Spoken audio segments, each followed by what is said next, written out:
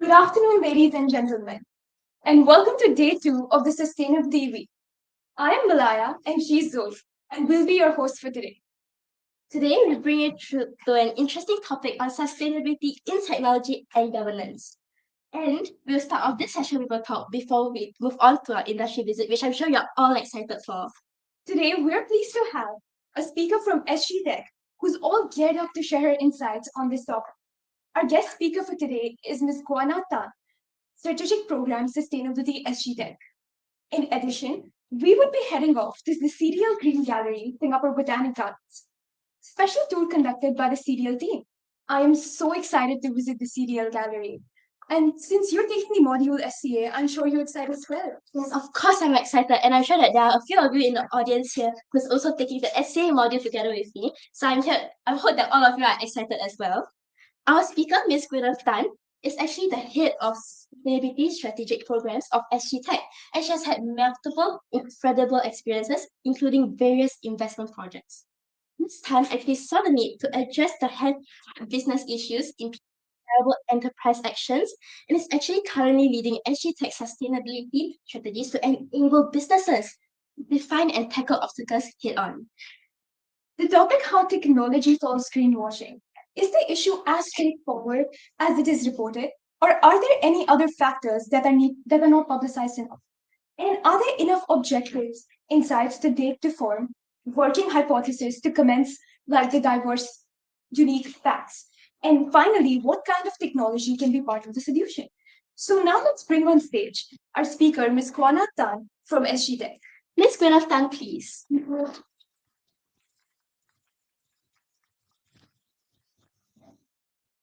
Right. I can move around, right? Okay, all right. Good afternoon, everyone. Some of you have visited Razer HQ this morning, I was told. So good clients of ours. And before I start, show of hands. Actually knows what greenwashing is. Why so quiet? Okay, the MC knows. Don't be shy, don't be shy. There's no wrong answer. Who have heard of the term? Show of hands. 1, 2, 3. Teacher not counted, sorry. Students, anybody at all, do you even know what greenwashing is? Okay. In summary, greenwashing means a company or a brand who claims a certain things, maybe make a few claims about their product or services or solution that says right to be eco-friendly. But after the fact, you realize that a significant amount of the claims are questionable or not true.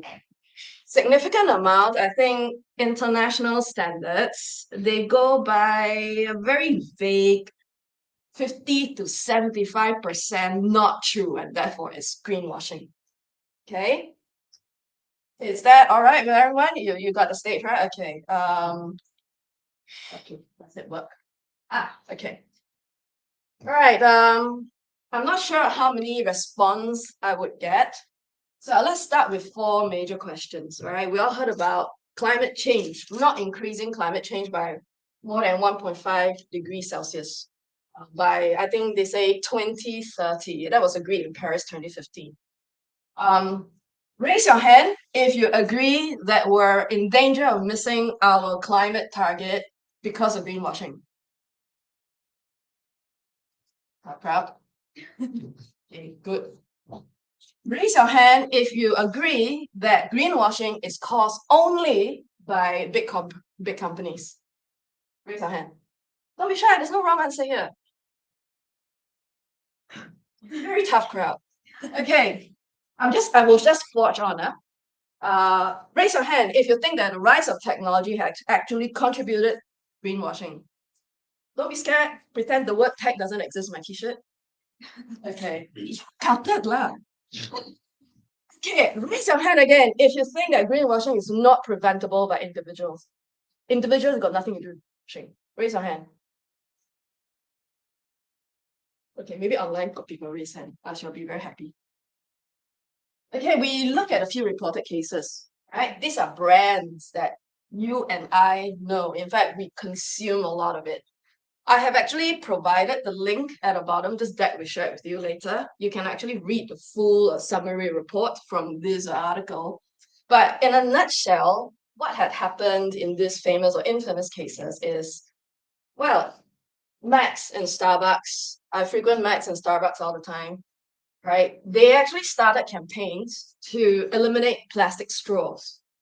But they realized by getting rid of plastic straws and replacing a cup with those sipping lid cups, they end up using more plastics actually than the old cap and straw combination. All right. Now, Coca-Cola is in over 200 countries in the world, in almost every major economic cluster, even in deepest, darkest Africa, which I've been to Nigeria, we've been to Nigeria, right? You can find a Coca-Cola there. And they say that in 18 of these over 200 markets, they have 100% recyclable Coke PET bottles, which like the stuff that you use, right, is not Coke. Now, they say by 2030, they will claim back every single 100% recyclable bottles. But the thing is that we actually don't know in these 18 markets what are the recycling activities there. We don't know the landscape. We don't know what is being done. It's very difficult. Do Coca-Cola know? You think about it. H&M, Uniqlo, Zara, we all wear parts of it, right? I think some of you shop at H&M a lot, right? They have been offering sustainable options, right? You see clothing made from organic, sustainably farmed cotton or recycled polyester, which some of you may be allergic to it, right? But again, they are accused of insufficient manufacturing information, right? It's okay to offer all these options, but how do you manufacture it?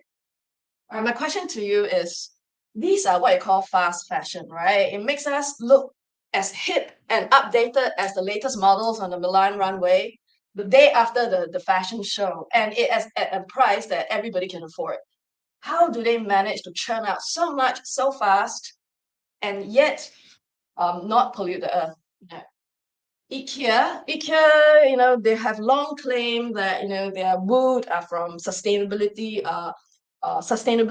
sourced forests, right? They do forest plantations and all that. But recently, there was a very infamous case where one of their partners was actually buying illegal timber from Ukraine. Who's been to Ukraine? Okay, nobody. I have. All right. So the thing is it their fault? This the problem, right? Think about it. All these claims that you're going to read about, is it a problem, a lack of will on company, a lack of real commitment, or on the F&B companies, the McDonald's, is it a lack of suitable plastics recycling solutions, right? And for the things that we wear and things that we use, is the problem a lack of will, a lack of commitment, or a lack of control and visibility over who their suppliers are? Where is the problem really? Now, show of hands, how many is intending to work in sustainability after you graduate? Nobody, yeah. Okay, very shy. All right, you don't have to tell your course coordinator what you work with, but if you are, I'm assuming that there are some colleagues online who intends to work in sustainability field and you want to change the world and all that. Now, do actually take a note that when you look at a problem, there's always multiple layers, right? Now, I'm just going to introduce to you something. Let's talk about production, right? The things you eat, use, where you actually live, the things that affect us every day, right? That keeps you alive and coming to school the next day, and no, I don't want to wake up the next morning for lectures and all that.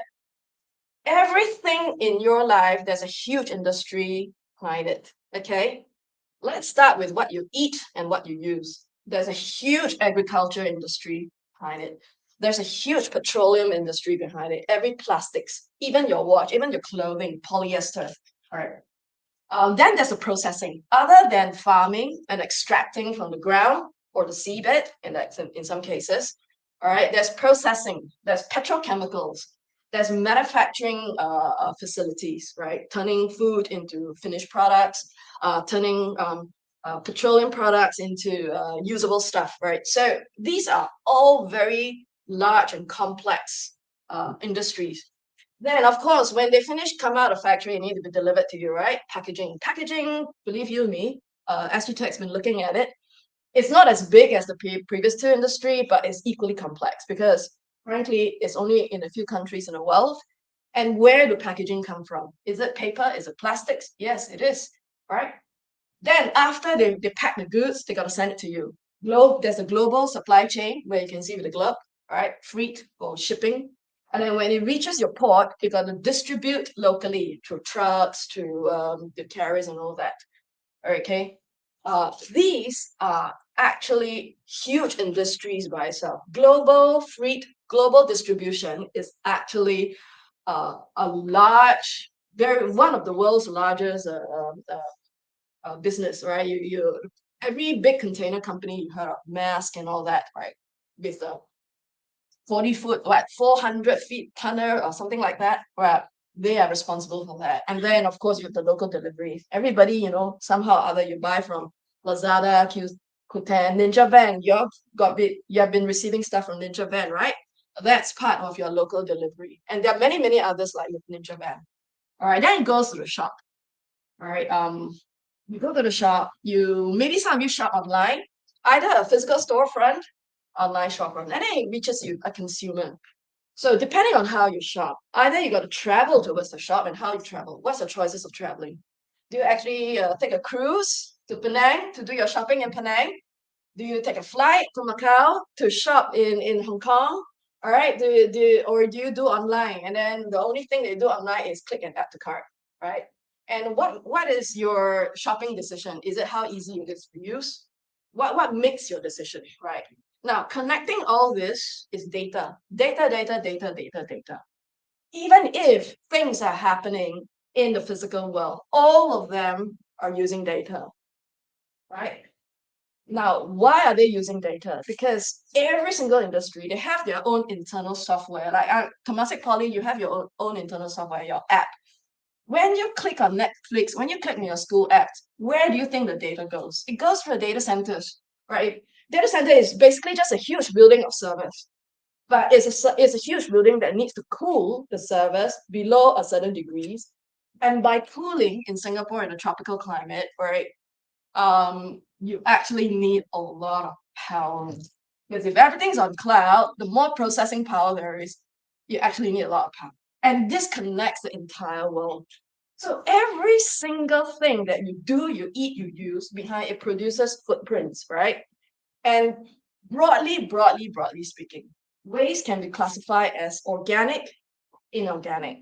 Okay, inorganic will be your plastics, your greenhouse gases, basically your fluorine, the fluorine families, right?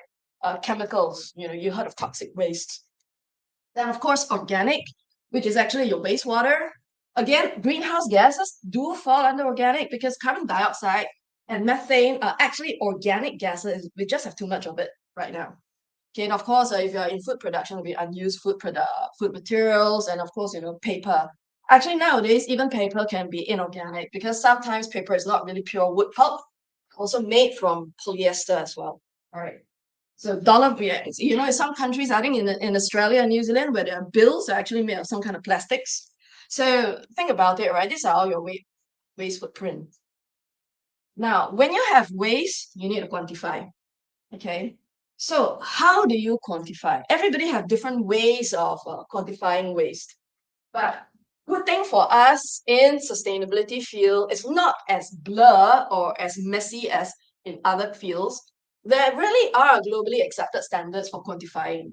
So when you talk about greenhouse gas, right? The whole world quantify and categorize greenhouse gas by greenhouse gas protocols. And the measurement is by what they call the international standards, the ISO 14,000. 14,000. Here I put 14064 is because that's the simplest one that most companies are starting from. But 14,000 are usually in a whole family of how you classify and calculate your greenhouse gas emissions. Okay. And then how does your company, okay, for you, you were probably in Temasek Poly, right? What are your poly's processes for reducing your waste? Is there a process where students, you have to switch off your lights when you're not in use, don't use paper, print on both sides, things like that? These are corporate sustainability actions. Everybody do it differently. Every organization is different. Every family is different. But when it comes to companies, when it comes to organizations, there is a certain standards to quantify how you make these changes and how you practice these policies. And these standards are GRI, SASB, IFRS, TCFDs, right? These are very globally accepted. Singapore follow them. And of course, it comes to every industry. It could be a Zara, could be a McDonald's, could be, I don't know, petroleum, right? Every industry have their own industry-specific certification, right? It's too much, right? This picture here is actually only a simplification, right? But basically, these are the three big buckets of how you measure, quantify, and benchmark what are the waste footprint in it of everything that you do, use, and eat. Okay. Now, again, when you quantify, you need the report, right? So I'm just going to quickly flash up for you to read, all right, how it works. When you report what you quantify in the world of business, usually there is a certain way of doing it. It's a very simple hierarchy of consolidation. The little guys on the bottom, Korea Limited, materials private limited, packaging private limited, they supply upwards, right? Packaging supply to manufacturer, material supply to supplier, courier supplies to logistics. And logistics supply and manufacture, they supply to, let's have this fictitious company called Global Brand Limited. And this Global Brand Limited, they're listed on various stock exchange, right? They are exporting to European Union. So they're subject to European Commission rules. They are also doing business in New Zealand, so they are subject to NZ rules, for instance, right? This is just a very, very simple schematic. So keep in mind, this is how it works, right? So when global brands say that, okay, I've got a jacket, it's made from 100% sustainable circular fabric, what does it mean? So they have to actually go and ask their manufacturer, the supplier, their logistics. Give me your data, manufacturer. Tell me the data, how you produce my jacket for me. Supplier, you're supplying me with, say, the labels, the buttons. Tell me how you produce them. And logistics, how are you going to deliver my products to the rest of to my customer in the rest of the world? And of course, the guys on the second layer will have to ask guys down below them and say, okay, now you tell me how you supply my material. So actually, when you are starting the business of quantifying your waste, right? From one brand, the hierarchy is like that. And this is only a very simple hierarchy. It's actually very complex. Now, to make it more interesting, imagine a global brand limited is based in Berlin, HQ, okay? And their manufacturers are based in Shenzhen, Delhi, Paris, okay? And then their manufacturers and their vendors are based in Hanoi, Bangladesh, Cairo, okay? Think about it this way. So you see, this is the whole world supply chain. And products get moved around. Right. When stuff are moving from Korean materials packaging to the manufacturer, supplier, and logistics, do they use shipping? Do they use train? Do they use truck? And what is the footprint for carrying these materials to, they say, the manufacturer in Shenzhen, and who then ship the finished products to Berlin? Right. Keep this picture in mind. Now let's go back to the reporting chain. So how do you keep track of all this data and all these emissions? Okay, today, what is commonly happening is the use of software platforms. Let's come back to the fictitious case study of Global Brand Limited. global brand being a big and powerful brand, they probably hire like SAP or Oracle. It's like internal software system where they use throughout all their offices all over the world, right? Those of you who are studying accountancy, you will actually come across SAP sooner or later in your life, right? SAP and Oracle, they have been supplying accounting systems for a very long time. And if you're in business stream, you know that there's something called group accounts, right? Group accounts means consolidation upwards. Same thing for sustainability data. You consolidate upwards, and you need to do that via cloud software platforms. In the good old days before climate change became a climate urgency and all that, we're still okay. We're still using the typical SAP, Oracle, and sort of platforms. But nowadays, we're looking at newer what they call carbon accounting software. Right, Singapore, we have actually pretty cool startups who are being looked at by the government. ESG Tech is part of MAS Project Blueprint. Smart Trades is actually calculating the carbon accounting of many manufacturers in Singapore. Zuno is an awesome startup. Terrascope is actually funded by Olam. Olam is the food company behind everything that you eat. Every coffee bean behind is an Olam, right?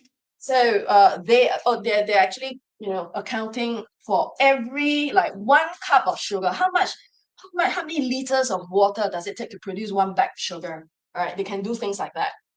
So these newer platforms are actually cloud enabled, like the traditional accounting software are cloud enabled. But lately, a lot of it are now AI driven. Why AI driven? Because you see, every complicated industry, right? You need to have some artificial intelligence to actually define and detect what is being captured. Let's take a very simple example. A farmer producing wheat, right? They have no idea apart from harvesting the fields and going into the warehouse how much is lost. So the only way is to actually decide that how much it actually reaches the warehouse and how much was actually planted at the beginning of the season. And then you do the calculation, the difference is the part that you lost, right? Now, if you're going to ask human beings to do that, I'm not sure how many of you actually walked in farms. I have walked in too many farms in my lifetime, right, to want to know more. If you don't have like a drone or AI connected drone, it's very difficult to calculate all that. Your quantity can be off by as much as 20 metric tons. Okay. So this is why AI is now the rigor. In fact, the old solutions, SAP, Oracle software, they're all AI enabled now. Okay. Now, my question to you is, think about it. Is this a perfect solution? If you have technology linking all this data of sustainability actions and waste output to give accurate information to Global Brand Limited, do you think it solves everything, or what problems do you foresee? Okay, now think about it, right? We live in Singapore, we're so fortunate. Everywhere we go, there's Wi-Fi, right? In the advanced countries, there's the developed world, everything can be done. I see people working on laptops in the train. You can actually, amend your PowerPoint slides with, hotspot from your phone while you're in a Grab car. I do that all the time. But in countries where technology penetration is very low, for instance, in Bangladesh, refer to the map, right? Imagine, right? Hanoi, Bangladesh, Cairo, okay, where technology penetration is really, really, really low.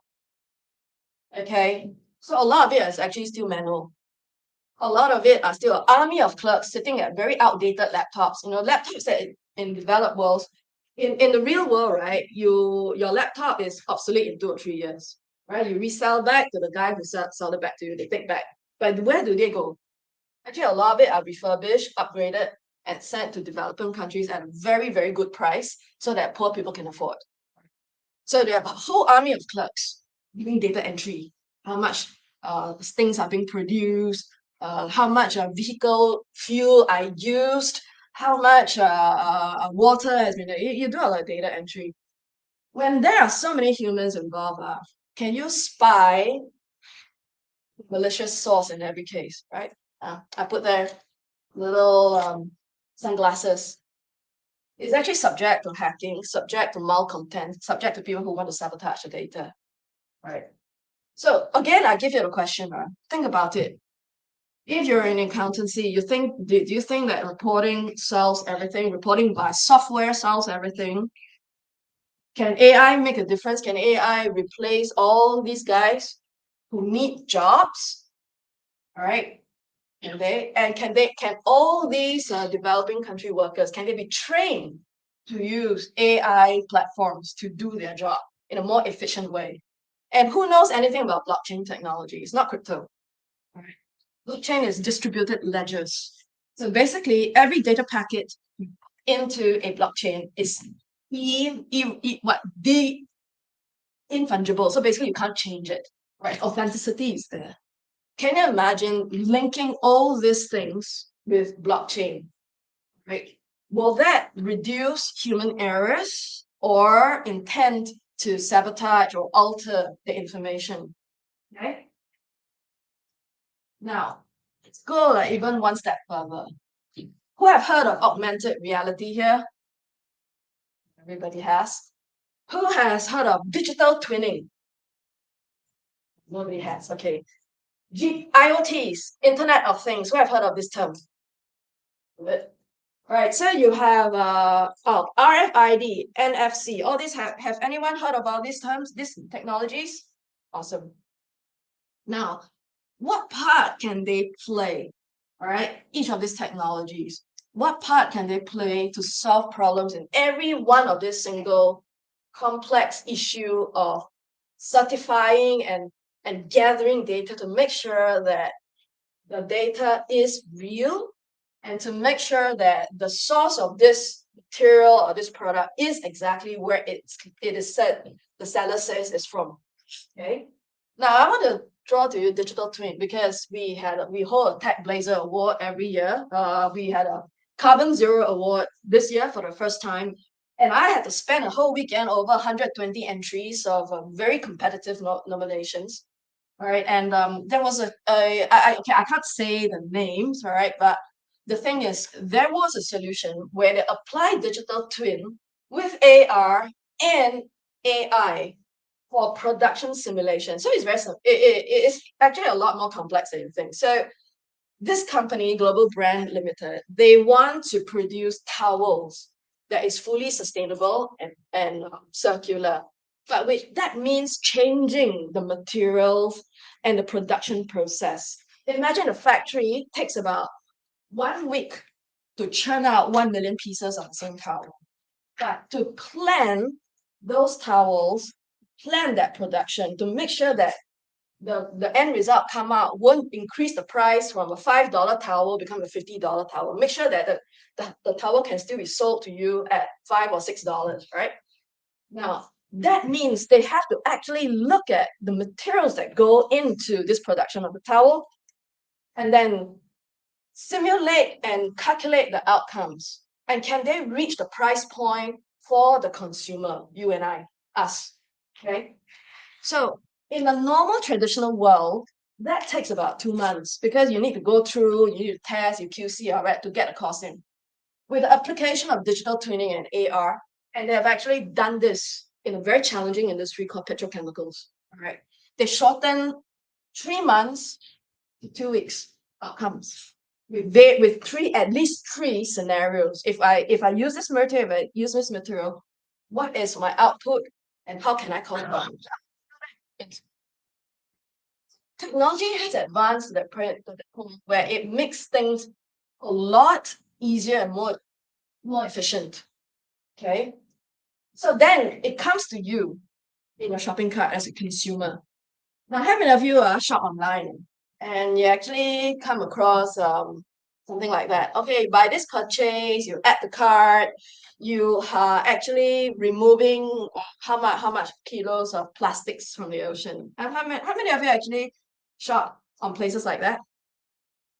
Come across any of this? Right? If you have them, maybe you will. Okay, my question to you is, how is this calculated? How did it come out with a number of how many trees you are saving by this purchase? How is it? Is it transparent? Is there enough information? Do you know? What can technology do to calculate all these? Believe you me, there are apps out there, and there are solutions out there that can calculate this. But this final calculation will never be as accurate as we want it to be if these problems are not solved. All right, if there's still inaccuracy here, and there's a lot of inaccuracy here, and if there's an inaccuracy here, all right? So when you next look at, okay, I need to address fossil fuel because that's on the back of everybody's mind. Fun fact, Singapore is 100% on natural gas, all right? That's less polluting than, say, your coal. We don't have coal anymore. We phased coal out a long time ago. We don't have what you call petroleum generated power stations, right? Everything runs on natural gas. But at the end of the day, natural gas is still what you call a hydrocarbon. It's still a fossil fuel. It still comes from the ground, right? And still there's limited quantities of it. A lot of people are saying that big oil companies, you are so mighty, you should really stop digging from the earth tomorrow. Okay. Now, a lot of people have said that, okay, Shell saying that we're going for advertising for clean energy, BP going for clean energy. Now, my question to you is it a problem of marketing overhype? Okay, now I'll give you some stats. Fossil fuel question is a very complicated question. If you're brave enough to study this topic, kudos to you. You can always come to me for advice. But I can sum it up for you. By 2021, 91% of global population had access to safe electricity. So basically, when you save electricity, it doesn't mean nice little light bulbs like this. There are places in Nairobi, which I've been to, all right, where the light bulbs are still the old 70s tungsten and the whole village catch fire because one light bulb bursts. It's terrible, all right? Or they are burning coal in a place where it is really, really, really unsafe. And again, the whole house burned down and lives are lost. So think about it. We live in Singapore, we're fortunate, but the whole world out there, 91% own, just quite not 91% save electricity. But of this 91%, right, you look at the bottom line, how much is actually generated by less polluting energy sources like solar and wind? 2022, only 12% of the entire world are powered by wind and solar. And these all happen in countries with wealth. Okay. And this includes China. China is very wealthy. Don't let them fake you like, oh, my renminbi is 5 times lower than Singapore. No, they are very wealthy. Okay. So think about it, right? So if let's say 12% of the world's power is only by renewable, leaves 88% of the world with non-renewable sources. And 91% have access. Of this 9% without access, poorest regions of sub-Saharan Africa, and of course the rest in developed Asia like Timor-Leste. How many of you went to Timor-Leste? I did. Papua New Guinea, closer to home. They don't have power.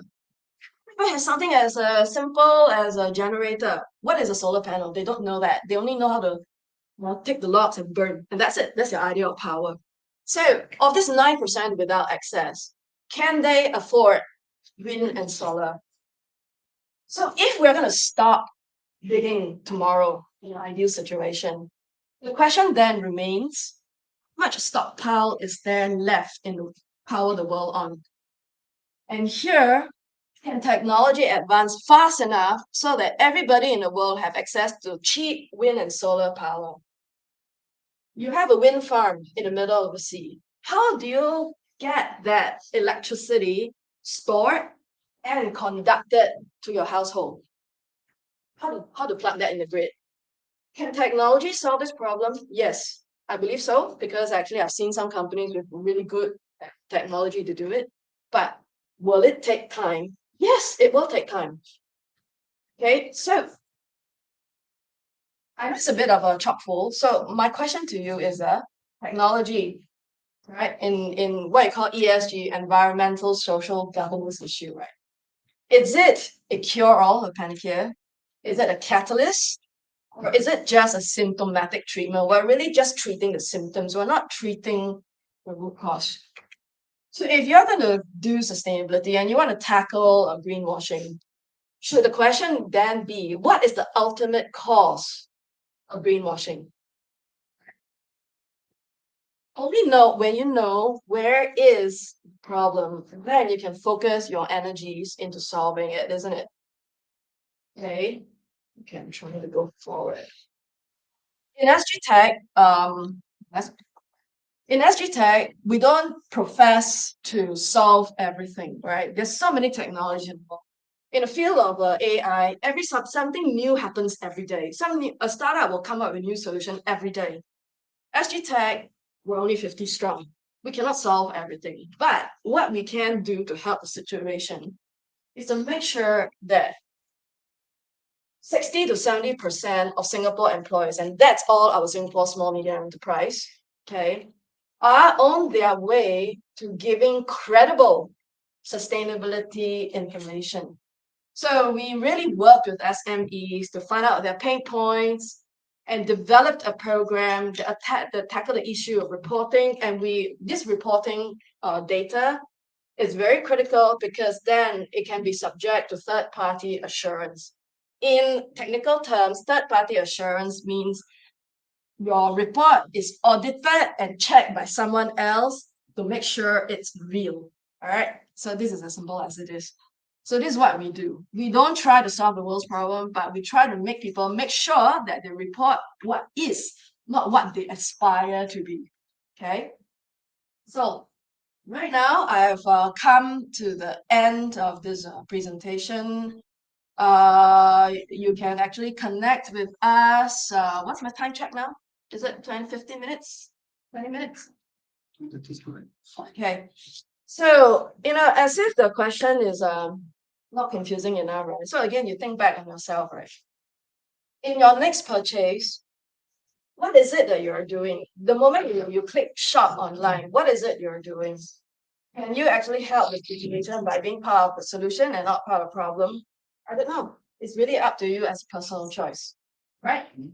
Okay, so I got no more to share unless you have questions in this room. Yeah.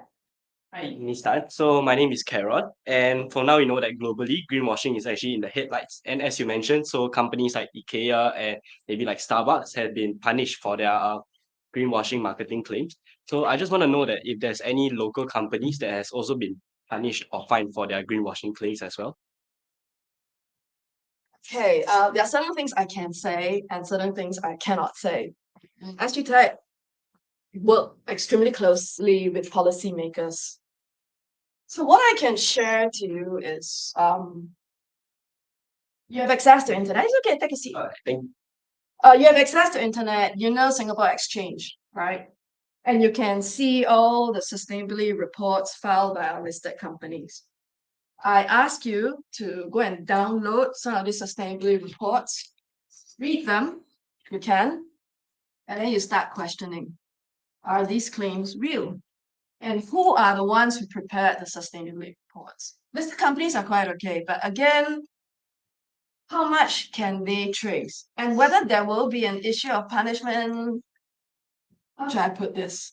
It is a concern for Singapore government. It is a concern because SingGov is not the first in making sustainability rules to govern the actions of our large corporates, right?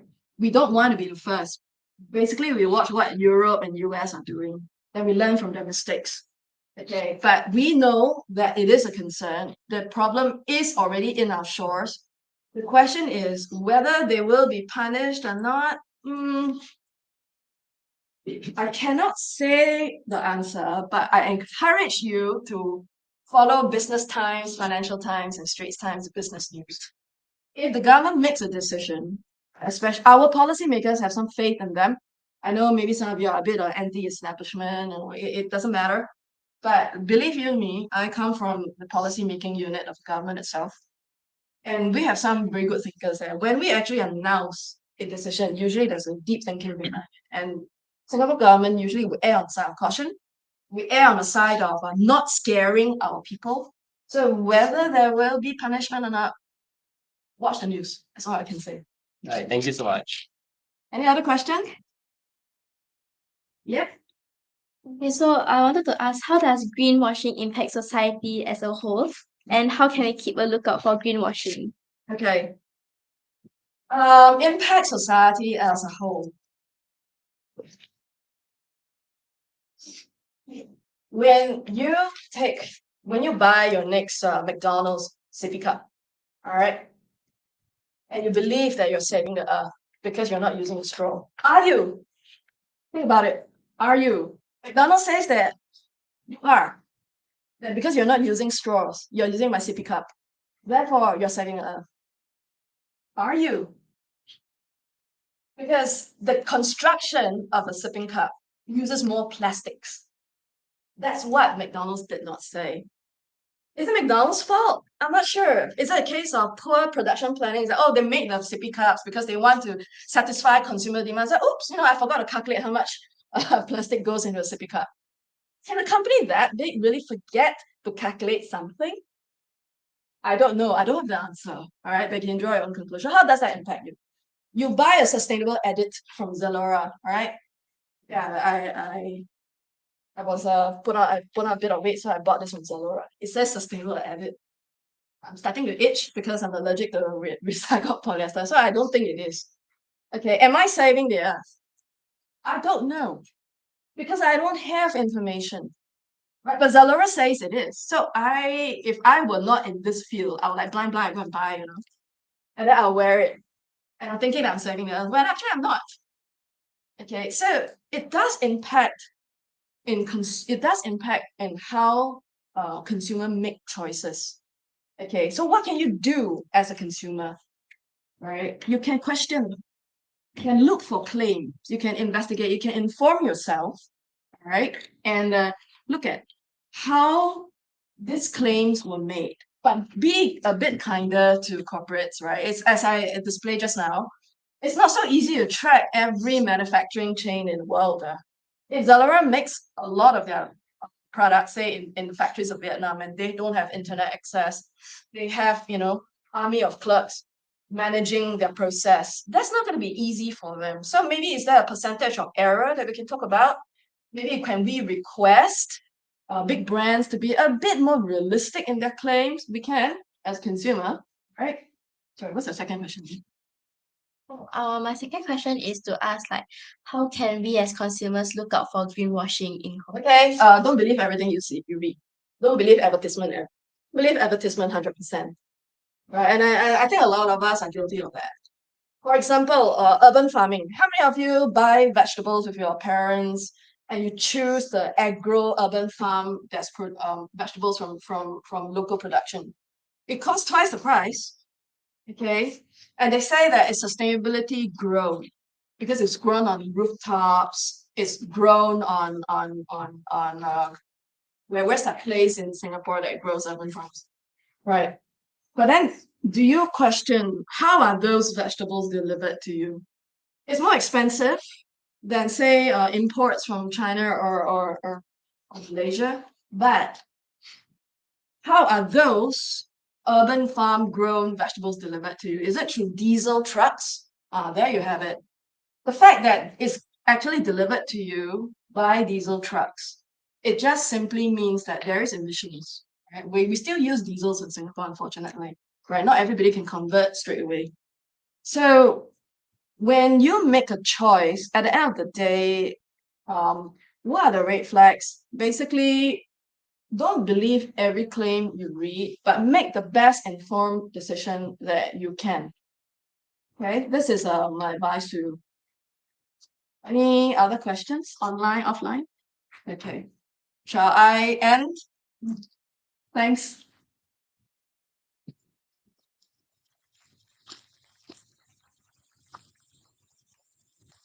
Thank you so much for Miss Tan for her wonderful sharing. And I actually learned so much, and which I'm sure all of you have. So now I'm actually even more excited to continue learning sustainability in my class. And before we move on to our industry visit, I would like to express our heartfelt thanks to Miss Gwyneth Tan for her wonderful sharing.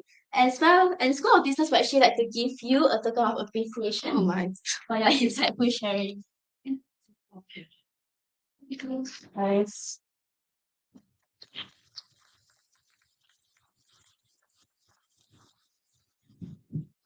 Just came. Thank you. All right, thanks. Call me Gwen next time.